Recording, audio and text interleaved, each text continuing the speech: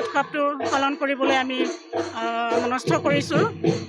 আমি আমাৰ শিক্ষাগুৰুসকলক লৈ আমাৰ ছাত্ৰ ছাত্ৰীসকলক লৈ প্ৰথমবাৰৰ বাবে আমি এই উৎসৱটি পালন কৰিবলৈ মনস্থ কৰিছোঁ আৰু সেই দেখি আমাৰ সকলো শিক্ষাগুৰু আমাৰ ছাত্ৰ ছাত্ৰীসকলে বহুত কষ্টৰে আজি এই উৎসৱটি পালন কৰিছোঁ আৰু আগলৈকো আমি এনেকুৱা ধৰণৰ উৎসৱৰ জৰিয়তে আমাৰ অসমীয়া জাতীয় কৃষ্টি সভ্যতা সংস্কৃতি জীয়াই ৰাখিবলৈ আমি চেষ্টা কৰিম।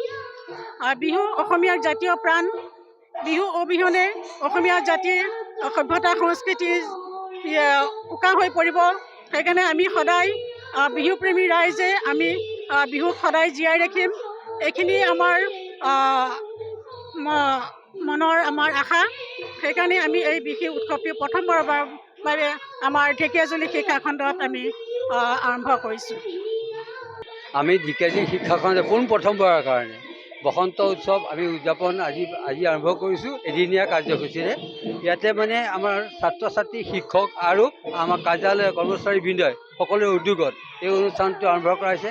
ইয়াৰ মূল উদ্দেশ্য এইটো হৈছে যে আমাৰ শিক্ষকসকল বা কৰ্মচাৰীবৃন্দ দিনে ৰাতিয়ে বুলি ক'লেও বঢ়াই কোৱা নহ'ব, পাঠদান কাৰ্যসূচীৰ লগত স্কুলৰ বিভিন্ন কাম কাজত ব্যস্ত হৈ থাকে। গতিকে তাৰ মাজতে এনেকুৱা ধৰণে এটা অনুষ্ঠান কৰিলে তেওঁলোকৰ মনত এটা আনন্দ এটা পাব, বিনোদন এটা পাব আৰু ছাত্ৰ ছাত্ৰীয়ে ইয়াত আহিছে, বিভিন্ন বিদ্যালয়ৰ পৰা আহিছে। গতিকে তেওঁলোকেও মানে ইয়াৰ পৰা কিছু এটা বাৰ্তা লৈ যাব, শিক্ষা লৈ যাব, সেই উদ্দেশ্যটো আমাৰ মাজত আছে। আৰু লগতে আমি আমাৰ যিটো সংস্কৃতি, এই সংস্কৃতিটো আমি শিক্ষকসকলে যে আমি ৰক্ষা নকৰোঁ, গতিকে এনেকৈ হ'ব। গতিকে আমি সেইটো এটা মনত ভাবিছোঁ আৰু ইয়াৰ দ্বাৰা ঐক্য সংহতি আমি যাতে বজাই ৰাখিব পাৰোঁ, এই উদ্দেশ্য আমাৰ মহৎ উদ্দেশ্য আমাৰ আছে।